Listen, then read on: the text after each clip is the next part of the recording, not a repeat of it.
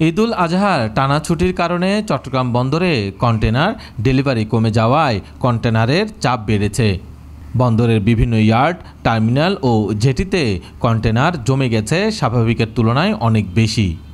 চট্টগ্রাম বন্দরের তথ্য অনুযায়ী বন্দরের মোট ধারণ ক্ষমতা ৫৩,৫১৮। এর বিপরীতে রোববার সকাল ৮টায় বন্দরে কন্টেনার ছিল ৪৪,৫৪৮ টিউস। অথচ ঈদের আগে ৬ জুন এই সংখ্যা ছিল ৩৯,৩০৫ টিউস। বন্দরে জেটিতে মোট ১১টি কন্টেনারবাহী জাহাজে কন্টেনার লোড আনলোড করা হয়েছে। বহির্নোঙরে আরও ১২টি জাহাজ অপেক্ষমান রয়েছে। খোলা পণ্যবাহী জাহাজ থেকে বহির্নোঙরে খালাস করা গেলেও কন্টেনারবাহী জাহাজগুলোকে জেটিতে আসতেই হয় লোড আনলোডের জন্য। এই কাজে ব্যবহৃত হয় জাহাজের নিজস্ব ক্রেন এবং বন্দরের উচ্চ ক্ষমতা গ্র্যান্টি ক্রেন।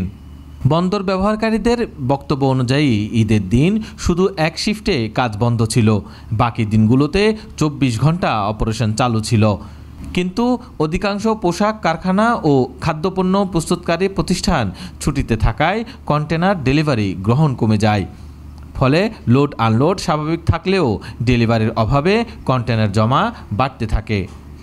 বন্দরের পরিবহন বিভাগ সূত্রে জানা গেছে ১৫ জুন সকাল ৮টা পর্যন্ত আগের ২৪ ঘন্টায় ডেলিভারি হয়েছে ২,৪৩৬ টিউস। একই সময় বন্দরে লোড হয়েছে ৩,৬৮২ টিউস এবং খালাস হয়েছে ৫,২০৬ টিউস। মোট হ্যান্ডেলিং হয়েছে ৮,৮৮৮ টিউস। এর আগের দিন ১৪ জুন ডেলিভারি হয়েছিল ১,৯৩৫ টিউস।